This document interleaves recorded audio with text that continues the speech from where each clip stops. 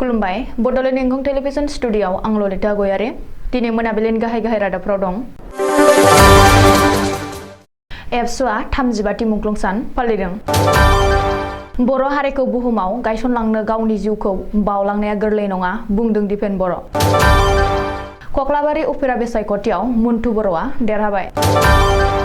सोरखारा अरुणोदय मुलाम्फागिरिफोरनो न'खर न'खर थांना नायबिजिरगोन। तेजपुराव दिनैनिफ्राय रायजोनि गासिबो जिल्ला बेंगिरिफोरनि सावराय जथुम। बाक्सा जिल्ला एबसुआ अदालबारियाव 35थि बड'लेण्ड मुंख्लं सान फालिदों। जम्मु काश्मीराव रैखाथि हान्जाया साथाम थिउरियाखौ गावथारनानै गोबां बिबांनि हाथियार बोखांदों। बड'लेण्ड सोमावसारनायाव 5,000नि बांसिन बर' सुबुङा मुंख्लं जादों बुंदों दिपेन बर'। सनितपुरनि बरन'दियाव दैनि दाहारजों बुखारलांजानानै सासेनि जिउ खहा। कानाडियान पप सिंगार जास्टिन बिबारनि मोखाङा पेरालाइसिस जादों। दानिया फैदो आबुं रादाबाव।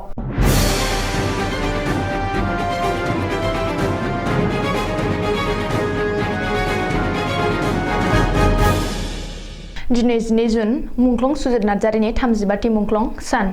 एबसुनि बड'लेण्ड सोमावसारनायनि गिबि मुंख्लं सुजित नार्जारिनि थैनाय सानखौ एबसुआ बोसोरफ्रोमबो मुंख्लं सान महरै फालिबोदों। एबसुआ दिनैबो सुजित नार्जारिनि 35थि मुंख्लं सान फालिदों।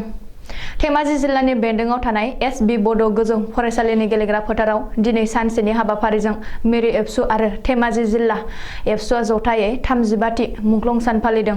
हाबाफारि बायदियै फुंबिलिनि गोथार आर'जखौ जागायनानै आफादनि फिरफिलाखौ ससे बिरहोयो मिरु एबसुनि आफादगिरि दिपेन बर'आ।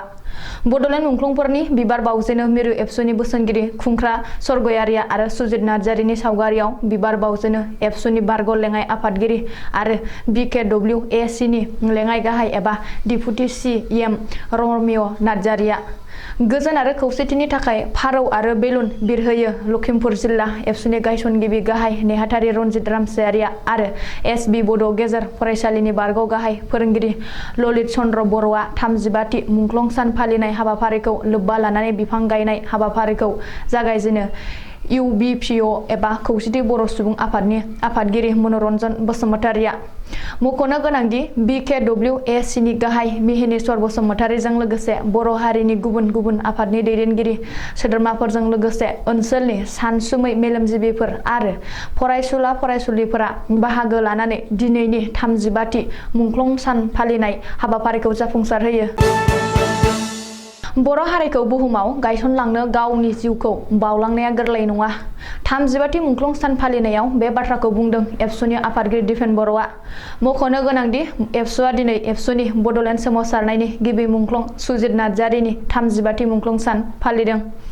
मिरु एबसु आरो धेमाजि जिल्ला एबसुआ जथायै धेमाजि जिल्लानि सिङाव थानाय एस.बि. बड' गोजौ फरायसालिनि गेलेग्रा फोथाराव सानसेनि मेहेरगोनां हाबाफारिजों 35थि मुंख्लं सान फालिदों। 35थि मुंख्लं सान फालिनाय हाबाफारिनि जागायनायाव फुंबिलिनि आर'जखौ जागायनानै आफादनि फिरफिलाखौ ससे बिरहोयो मिरु एबसुनि आफादगिरि दिपेन बर'आ। फिरफिला बिरहोनायजों लोब्बा लाखिना दिपेन बर'आ गावनि बिबुंथिनि गेजेरजों बर' हारिनि सिनायथि थामोनथा आरो रैखाथिनि थाखाय गावनि जिउखौ बावलांनाय साफ्रोमबो जोहोलाव जोहोलावजोफोरनिसिम बर' हारिनि जानानै सिबिनाय आरो खुलुमनाय बावहरग्रोयो।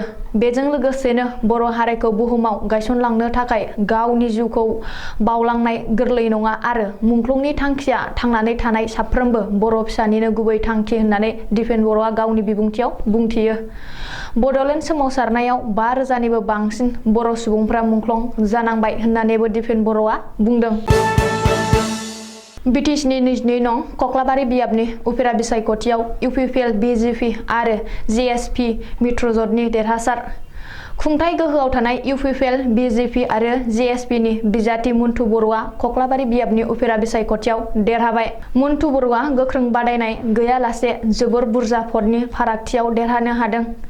BPFनि बिजाथि शंकर बसुमतारिखौ 16,000निबो बांसिन भटनि फारागथियाव फेजेनदों मन्टु बर'आ। कक्लाबारि उफेरा बिसायख'थियाव गोबांथार भटनि फारागथियाव देरहानायनि थाखाय मन्टु बर'आ गिबि मन्त्रि डक्टर हिमन्त बिश्व शर्मा, BTCनि गाहाय प्रमद बर', मित्रजोंटनि मोनथामबो दोलोनि दैदेनगिरि सोद्रोमाफोरजों लोगोसे कक्लाबारि बियाबनि रायजो राजा भटारफोरखौ साबायखर बावहरो। बेजों लोगोसेनो मावफुं सोद्रोमा मासि मोनोब्ला रायजो राजाफोरनि जौगाखांनायनि खामानि मावनायाव बांसिन खाबु गोनां जागोन होननानैबो मन्टु बर'आ खौरांगिरिजों मोगा-मोगियाव बुंथियो। रिपर्ट बादिब्ला मित्रजोतनि बिजाथि मुन्थु बर'आ 32,571 भट मोननानै बिपिएफनि बिजाथि शंकर बसुमतारीखौ 16,346 भटनि फारागथियाव फेजेनदों। शंकर बसुमतारीया गासै 16,225 भट मोननो हादों। बेबादिनो पिपिआइनि बिजाथिया 736 आरो उदां बिजाथिया 1,222 भट मोननो हादों होननानै मिथिनो हादों। अरुणोदय बिथांखिनि मुलाम्फागिरिफोरनि थाखाय मोनसे गेदेर खौरां। अरुणोदय बिथांखिनि खाबु मोनथावना नङै सुबुंफोराबो मुलाम्फा लागासिनो दंब्ला एबा अरुणोदय बिथांखिनि नेम खान्थि बायदियै गोरोबाब्ला सांग्रां जानायनि सम फैबाय।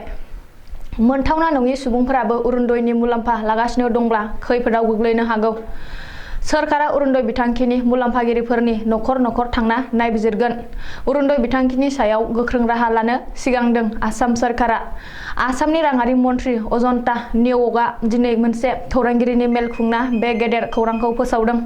राङारि मन्थ्रिया खौरांगिरि मेलाव फोरमायनाय बादिब्ला फोसावखानाय गाइडलाइनजों गोरिब माखासे सुबुंफोराबो गोरिबनि थाखाय होनाय अरुणोदयनि मुलाम्फा लानाय माखासे अजदफोर सिखांदों।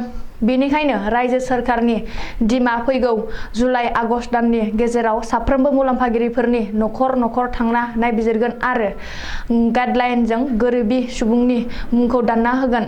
मख'नो गोनांदि सोरखारि गाइडलाइन बायदियै नखराव 15 बिगा हा दंब्ला, साख्रि मावनाय सुबुं, गंब्रै साखानि गारि, फ्रिज, ट्रेक्टर दंब्ला आरो बोसोरारि आया 2 लाख रां जायोब्ला बै नखरा अरुणोदय बिथांखिनि मुलाम्फागिरिनि आवथायाव गोग्लैया। बबेखानि अरुणोदय बिथांखिनि मुलाम्फा लागासिनो थानाय सुबुं नखरा 15 बिगा हा, साख्रि मावनाय सुबुं, फ्रिज, ट्रेक्टर दंब्ला खैफोदाव गोग्लैनो हागौ। तेजपुराव दिनैनिफ्राय रायजोनि गासिबो जिल्ला बेंगिरिनि सन्मिलन एबा सावराय जथुम। दिनैनिफ्राय साननैनि हाबाफारिजों खुंनाय जादों जिल्ला बेंगिरिफोरनि सावराय जथुमखौ। गिबि मन्थ्रि डक्टर हिमन्त बिश्व शर्मानि बाहागो लानायाव दिनैनिफ्राय साननैनि हाबाफारिजों तेजपुराव गोदानै लुफुंनाय कनफारेन्स सेन्टाराव जिल्ला बेंगिरिफोरनि सावराय जथुमखौ खुंदों। मख'नो गोनांदि रायजो सोरखारनि बिथांखिफोर मावफुंनाय बेसेबांबा जाफुंसारदों आरो गुबुन गुबुन जिल्लायाव सोरखारि खामानिफोरा माबादि सोलिगासिनो दं बेनि बागै गिबि मन्थ्रिया रिपर्ट लागोन आरो जिल्ला बेंगिरिफोरा गावबा गाव जिल्लानि रिपर्टखौ होनांगोन। जिल्ला बेंगिरिफोरनि बे सावराय जथुमाव सोरखारा माखासे गोदान हाबाफारिफोर लानो हागौ होननानै खौरां मोन्दों। बबेखानि गाबोनसिम सोलिनो गोनां बे गोजौ थाखोनि सावराय जथुमाव गिबि मन्थ्रि डक्टर हिमन्त बिश्व शर्माजों लोगोसे रायजो सोरखारनि गासैबो केबिनेट मन्थ्रि आरो चिफ सेक्रेटारि जिष्णु बरुवाजों लोगोसे गोजौ थाखोनि मावख'गिरिफोरा बाहागो लागोन होननानैबो मिथिनो हादों।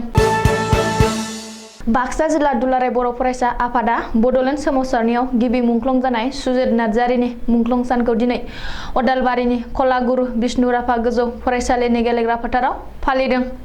गुवाहाटीआव आलादा बड'लेण्ड सोमावसारनायनि हाबाफारियाव बाहागो लानानै गिदिंबोफिननायनि उनाव नलबारि जिल्लानि तिहु सगाव दुथांफोरनि अन्थाइ खुबैनायाव सुजित नार्जारिया गिबि मुंख्लं जायो, जायनि थाखाय दुलाराय बर' माहारियानो दिनैनि बड'लेण्ड मुंख्लं सान महरै फालिदों।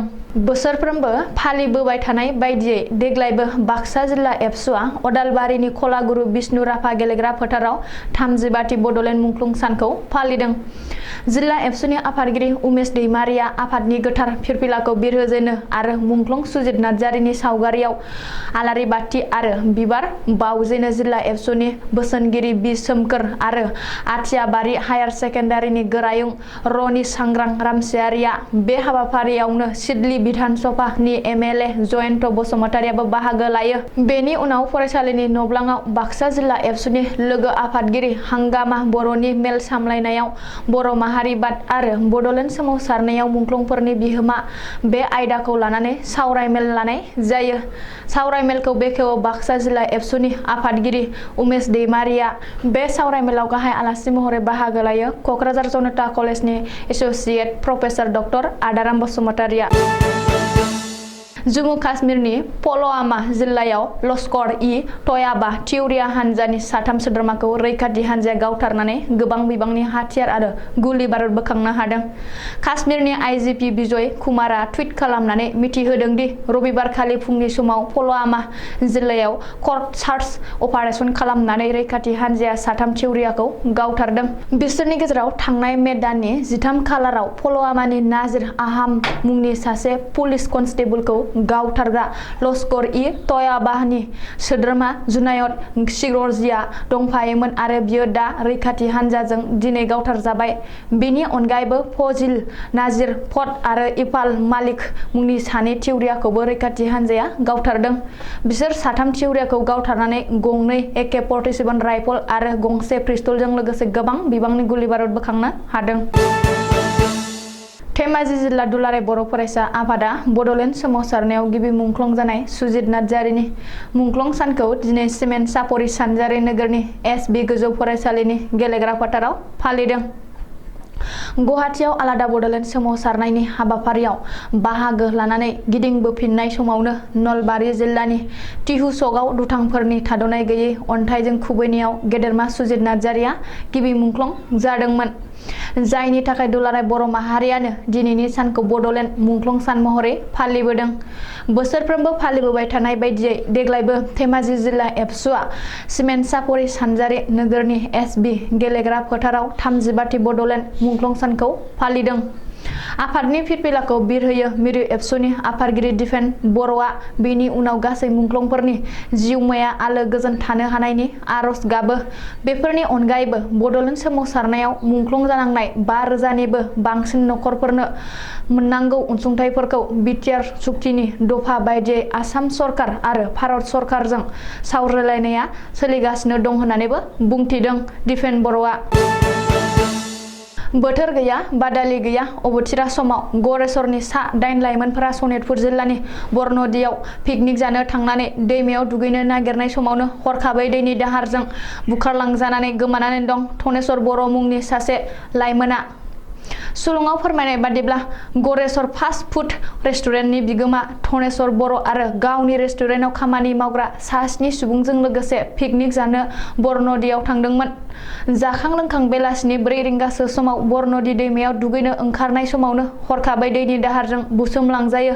फास्ट फुड रेस्टुरेन्टनि बिगोमा धनेश्वर बर'आ लोगोआव थांफानाय लोगोफ्रा बासायनो गोबां नाजादोंमोनब्लाबो फेलें जानाङो। दैजों बुखारलांजानाय धनेश्वर बर'नि गोथै देहाखौ सनितपुर पुलिस, NDRF आरो SDRFनि जवानफ्रा गोबां नागिरसेयावबो नाथाय दासिमबो बोखांनो हायाखै होननानै मिथिहोदों। मोनसे दुखुनांथाव जाथाय मुंदांखा कानाडियान पप सिंगार जास्टिन बिबारनि रामेस-हान्ट सिन्ड्रम बेरामाव गोग्लैना फारसे मोखाङा पेरालाइसिस जानानै दं।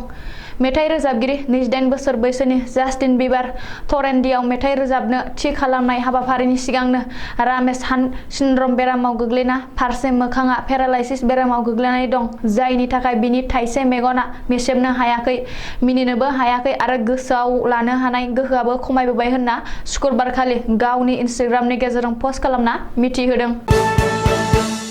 दिनैनि रादाबा एसेनोसै, गोजोन्थों।